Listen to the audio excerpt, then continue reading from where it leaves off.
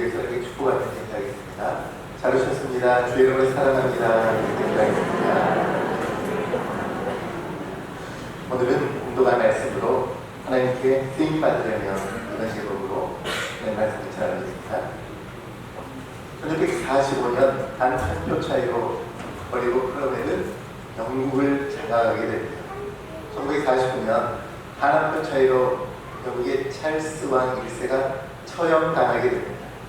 1776년 단 한 표 차이로 미국은 독일어를 대신해서 영어를 모국어로 채택했습니다. 1923년 단 한 표 차이로 아돌프 히틀러는 독일의 나치당을 장악하게 됩니다. 여러분, 우리는 한 사람의 중요성을 느낄 수 있는데요. 특별히 역사의 혼란기에는 한 사람이 더욱더 중요합니다. 하나님은 지금도 하나님께 헌신할 한 사람을 찾고 계십니다. 저 여러분이 하나님이 찾으시는 한 사람이 되시길 주 이름으로 축복합니다. 여러분, 한 사람이 가정을 살리고 교회를 살리고 이 나라를 살릴 수 있습니다. 영국을 세계적인 나라로 만든 두 명의 여인이 있는데, 한 명은 엘리자베스 1세 여왕이고요, 또 한 명은 빅토리아 여왕입니다.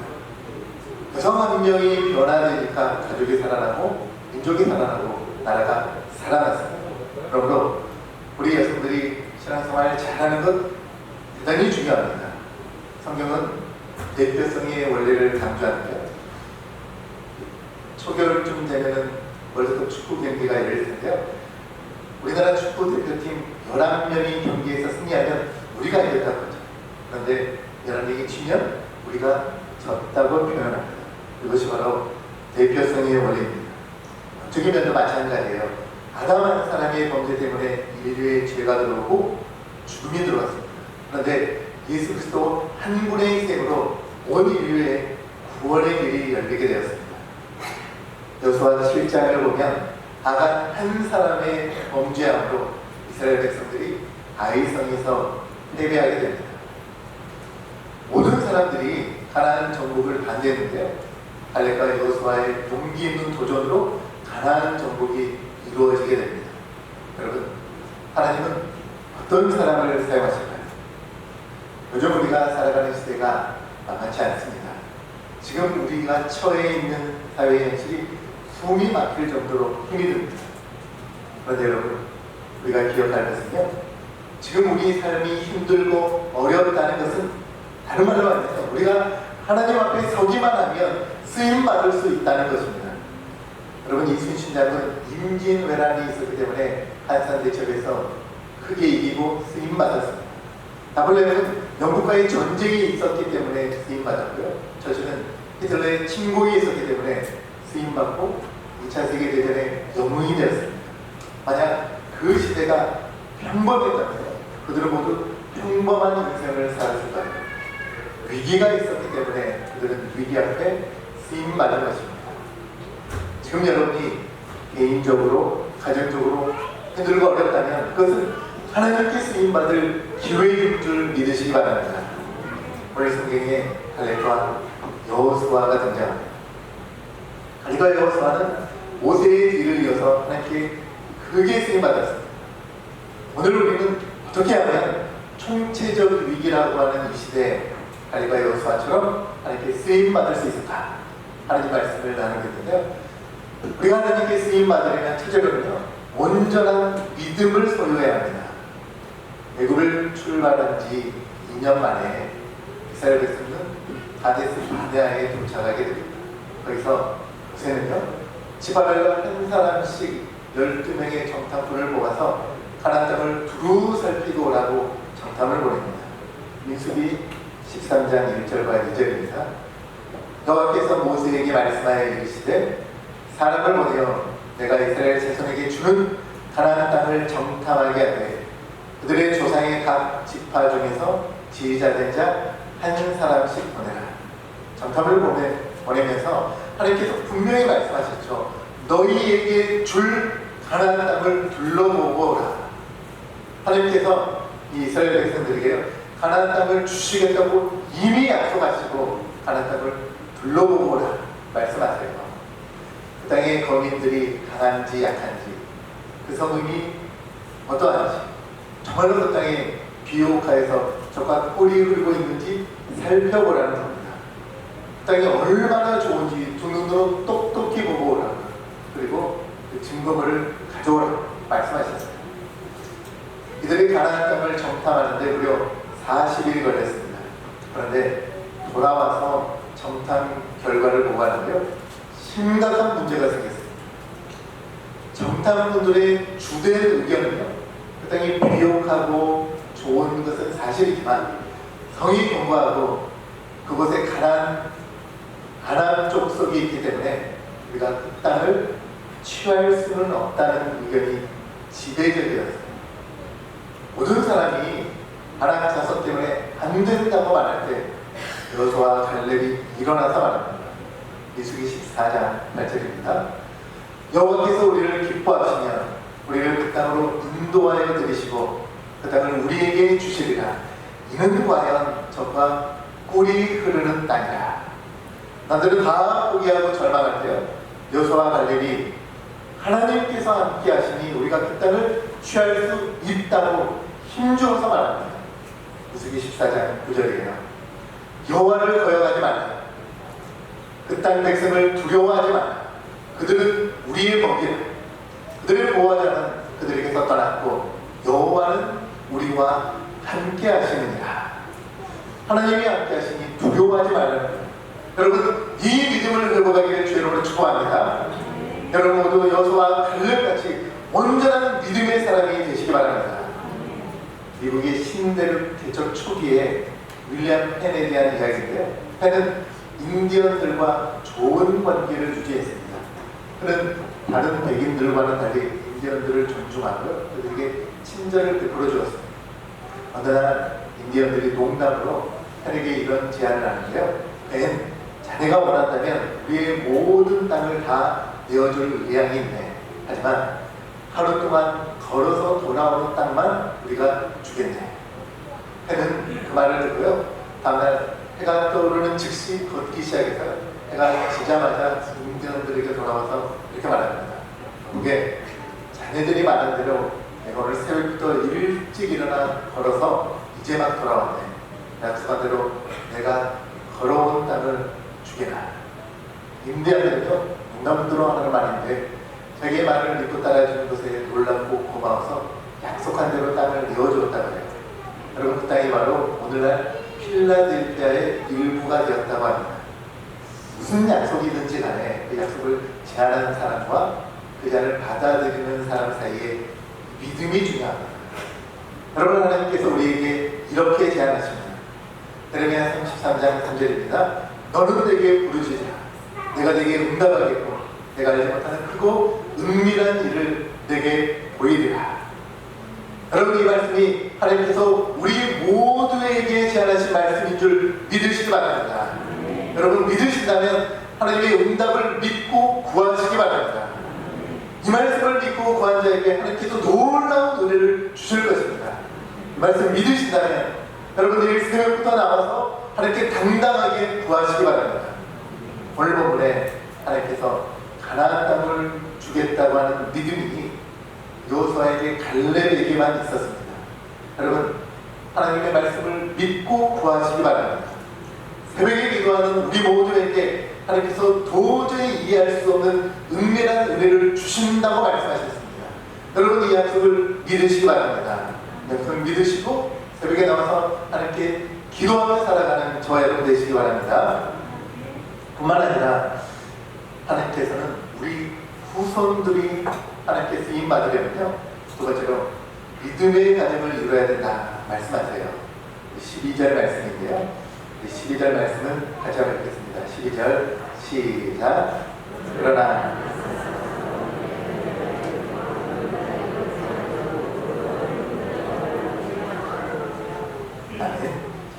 가나안 정복의 시발점이 되었던 핵심임을 여호수아 갈렙을 소개하면서요, 누구의 아들이라고 강조해서 말합니다. 그냥 여호수아 갈렙 이렇게 말할 수 있는데 굳이 누구의 아들이라고 수식어 하나를 더 붙여서 설명합니다.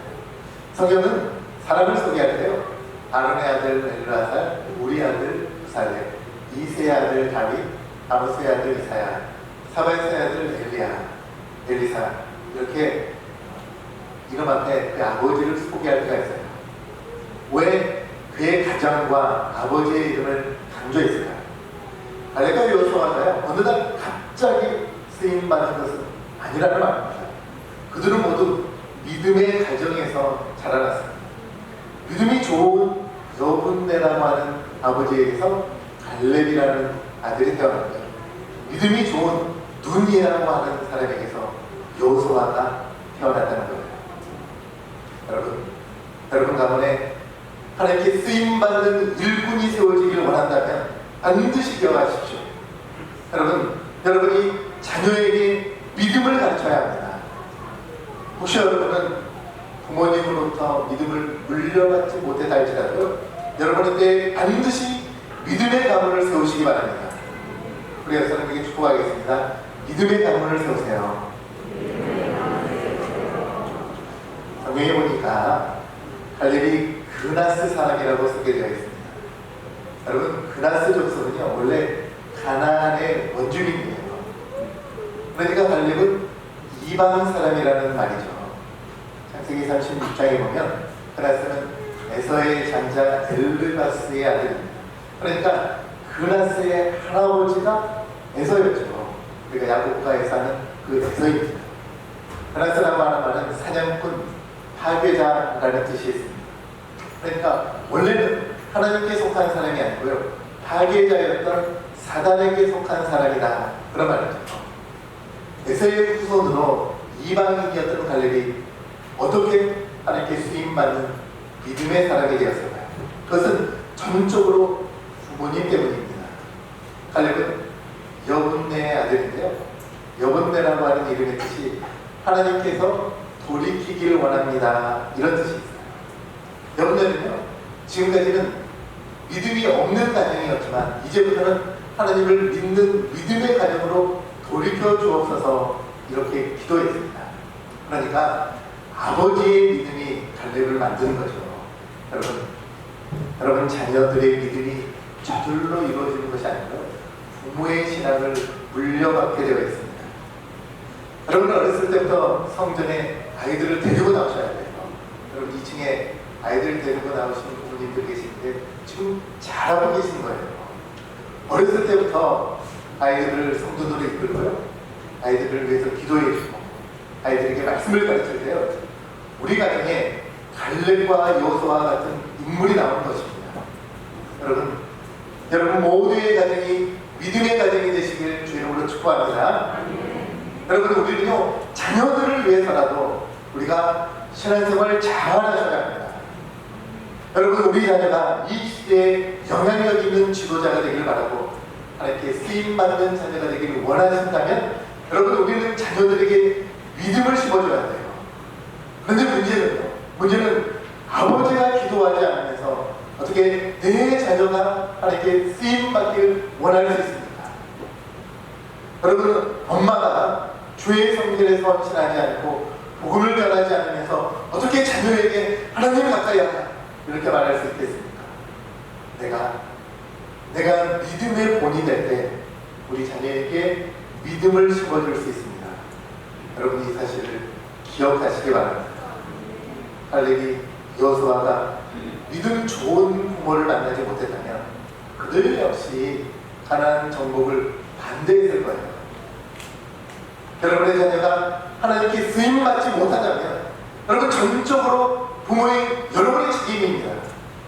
여러분 모두는 자녀에게 믿음을 전하는 부모가 되시길 주의 이름으로 축복합니다.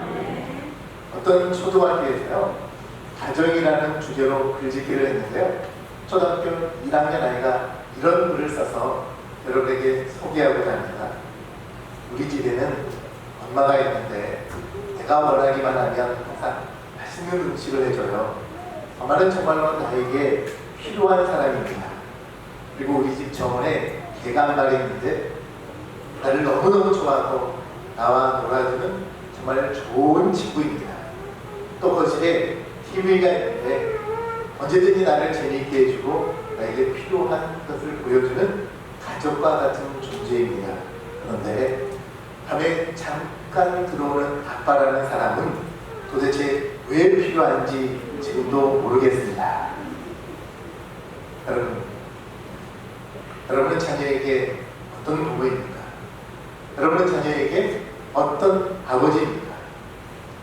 아프리카의 성자라고 불리는 슈바이처 박사에게 성공적인 교육이 무엇이냐고 물었더니 슈바이처 박사는 첫째도 공복이요, 둘째도 공복이요, 셋째도 공복입니다 라고 대답했어요. 여러분, 중요한데요, 우리 자녀는 내가 가르치는 대로 사는 게 아니고요, 본대로 살아갑니다. 여러분, 우리는 자녀에게 믿음의 본이 되고 있습니다. 적어도 여러분, 우리 자녀들은 우리에 대해서 말하기로 우리 가정은 돈도 없고 환경도 좋지 못하고 가난하지만 우리는 아버지의 믿음으로 어머니의 기도로 살고 있습니다. 이런 말을 들어야 되지 않겠습니까? 여러분, 요즘 많이 힘든 줄 압니다. 직장에서 일하고 사업하느라고 힘든지 잘 알고 있습니다. 그러나 여러분, 우리가 아무리 바쁘고 힘들어도 여러분의 자녀를 위해서라도 우리가 주의를 성수하며 살아야 합니다. 여러분, 지금 이런 신앙으로 만족해서는 안 되는 것입니다. 가끔 새벽에 나와서 기도하는 것으로 너무나 부족합니다. 여러분, 날마다 새벽에 나와서 기도하며 살아가시길 주님으로 축복합니다. 여호수아와 갈렙이 그들만 잘해서 쓰임받는 것이 아니었단 말입니다. 부모의 신앙을 물려받았습니다. 여러분, 우리 가정에 여호수아와 갈렙과 같은 믿음의 자녀들이 일어나야 합니다. 어떻게 일어납니까? 우리를 보고 우리의 자녀들이 여호수아와 갈렙처럼 자라납니다. 여러분, 과연 나는 우리 자녀를 여호수아와 갈렙처럼 이끌 수 있는 믿음의 부모인지 우리 자신을 잘 살펴보아야 합니다. 우리는 지금보다 더 뜨겁게 신앙생활하고 뜨겁게 주의를 지키고 뜨겁게 기도하며 살아가는 그런 여호수아와 갈렙을 키워낸 부모가 되시길 주님으로 축복합니다. 마지막으로요, 우리가 하나님께 크게 쓰임받으려면 믿음의 동역자를 만나야 합니다. 우리 말씀을 잘 보시면 므낫세 사람 여분의 아들 갈렙과 눈의 아들 여호수아 갈렙 둘도 없는 친구였습니다. 너무나 가까운 동역자였어요. 갈렙과 여호수아가 정탐꾼에 포함되어서 가나안 땅을 정탐하고 돌아옵니다. 10명의 사람들이 이 정탐꾼들의 대다수가 부정적인 보고를 하죠. 우리는 가나안 땅을 도저히 정복할 수 없다는 겁니다. 가나안 땅을 보았는데 그 땅이 너무 좋은 것은 사실이었어요. 성읍도 튼튼하고 성 안에 좋은 게 너무나 많이 있었습니다. 거기에 보면 포도가 얼마나 큰지 포도송이를 채취해가지고 두 사람이 끌고 왔어요. 굉장히 풍성했죠. 너무나도 좋았습니다. 그런데 그 입에 떡이라는 거죠. 거기에 아낙자선이 있어요. 우리가 아낙자선을 도저히 이길 수 없다는 겁니다. 그런데 그 가운데 갈렙과 여호수아가 긍정적인 보고를 하고 있죠. 2명에 비하면 2명은 10명에 비하면 소수예요. 절대 다수가 가나안 정복에 대해서 반대 부정적인 보고를 했습니다. 그런데 여러분, 생각해 보십시오. 갈렙이나 여호수아가 그 당시에 혼자였다면, 한 사람이었다면 이렇게 용기 있는 말을 못했을 거예요. 말하고 싶어도 꾹 참았을 것입니다. 그런데 우리가 그 땅을 취할 수 있다고 당당하게 자기의 의견을 밝히고 있습니다. 10명의 택함은요, 여기서 죽을 수 없다. 모사를 원망할 때 백성들이 그들과 싸우다 이곳 광야에서 죽느니 지금이라도 대국으로 돌아가자고 밤새워서 통곡했습니다.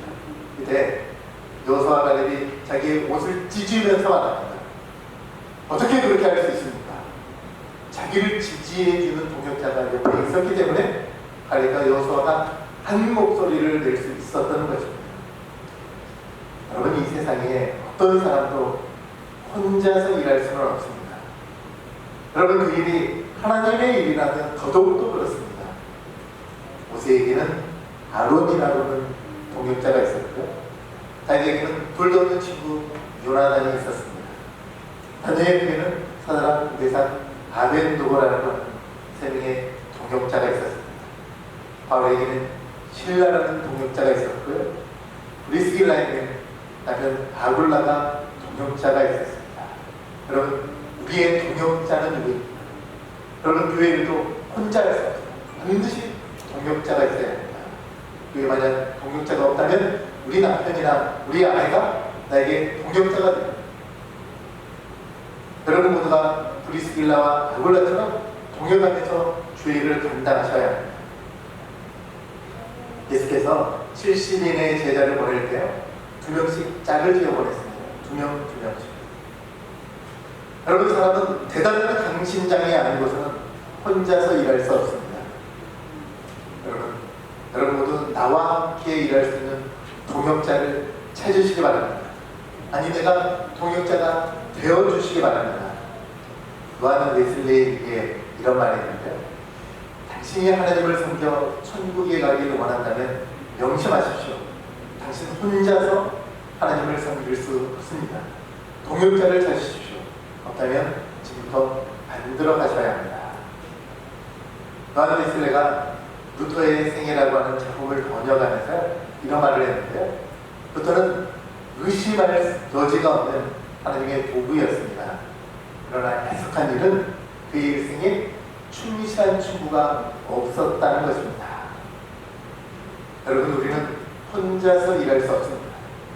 여러분 모두 믿음의 동역자를 만나셔야 합니다. 여러분이 여호수아라면 갈렙과 같은 동역자를 만나야 합니다. 여러분이 갈렙이라면 여호수아와 같은 동역자가 반드시 옆에 있어야 합니다.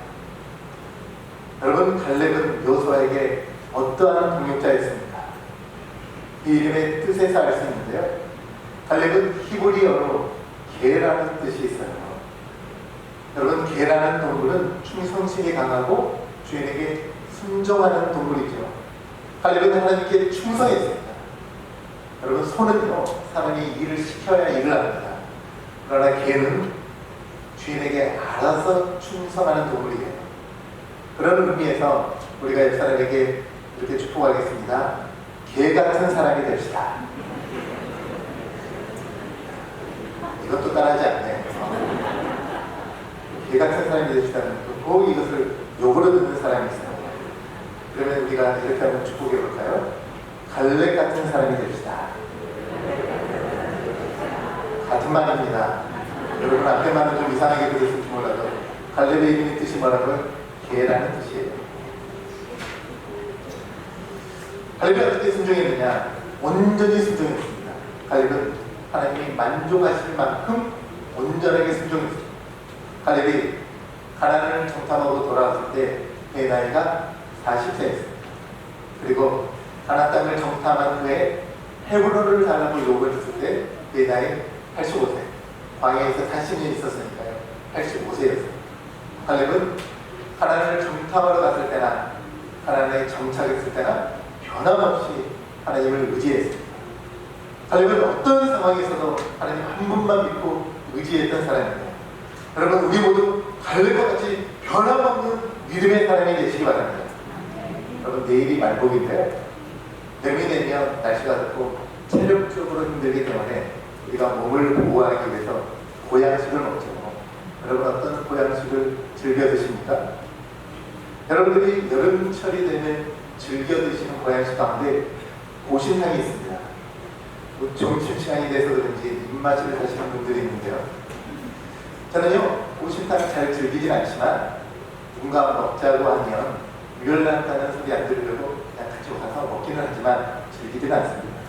보신탕 하니까 생각나는 이야기가 있어서 여러분에게 전해드리려고 하는데, 어떤 분이 자기가 보신탕을 너무나 좋아했는데 지금은 먹지 않는다. 그래서 자기가 보신탕을 먹지 않는 것을 글렀었습니다. 원래 너무나 좋아해서 어렸을 때부터, 아주 어렸을 때부터 보신탕을 너무나 좋아했다고 해요. 그런데 중학교 때 이런 일이 있었다고 합니다. 하루는 동네에서 어른들이 개를 잡았어요. 여러분, 옛날에는 개를 아주 무식하게 잡았습니다. 개를 많이 두들겨야 갈증이 연해지고 고기가 맛있어진다는 생각에 우리 아버지, 할아버지 시대에는요, 개를 가마지 같은 것에 넣어서 몽둥이로 두들겨 뺐어요. 그러면 역시 쫄깃해진다고 그런 생각이 있었습니다. 그날도 복날이었어요. 개를 잡는데 우리 동네 어른들이 다 모여가지고 잔치를 벌이면서 개를 몽둥이로 돌아가면서 줄게 패는 거예요. 그래서 나온 말이 복날에 개 맞듯이 맞는다 그런 말입니다. 몽둥이로 얻어맞은 개가 피를 흘리며 실신을 했어요. 그러자 개가 죽었다 이렇게 생각하고 펄펄 끓는 가마솥에 집어넣는데요. 뜨거운 물에 개가 들어가자마자 얼마나 뜨거운지 개가 펄펄 떨면서 가마솥에 튀쳐나와요. 그래서 절뚝절뚝거리며 개가 도망갑니다. 여러분 생각해보세요. 몽둥이로 얻어맞아서 피를 흘리고 가마솥에 들어가서 화상을 입은 개가 막 도망가는데 이 개가 절뚝거리면서 어디로 갔냐? 자기 주인에게 가더라는 거예요. 끓는 물에 화상을 입은 개가 그 고통 속에 주인 앞에 엎드리고 꼬리를 흔들다는 거예요. 이분이 중학생이었는데 그날 너무나 큰 충격을 받았습니다. 그리고 깨달은 것이 있었는데요.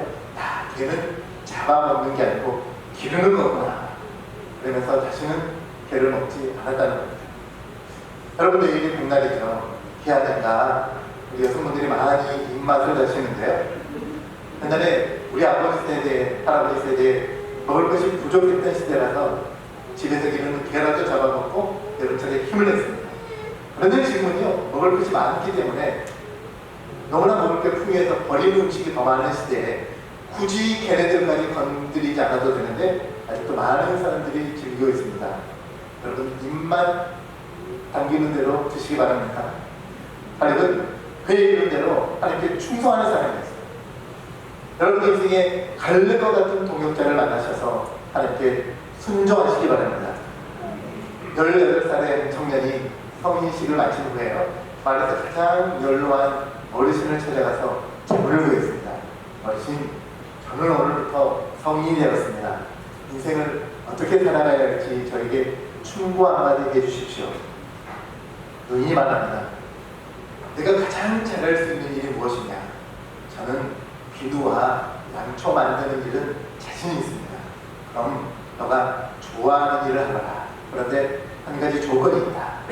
예수 그리스도를 평생의 동역자로 모셔라. 그리고 10분의 1은 반드시 동업자에게 드려야 한다. 청년은요, 이 충격을 받아들이고 주님을 동역자로 모시고 사오다가 11조를 드리면서 크게 성공했는데요. 이 사람이 바로 윌럼 콜게이트로 세계적인 비누 회사의 설립자입니다. 여러분, 그 누구보다도 예수 그리스도를 인생의 동역자로 모시고 살아가시기 바랍니다. 그리고 말씀을 붙잡으시기 바랍니다.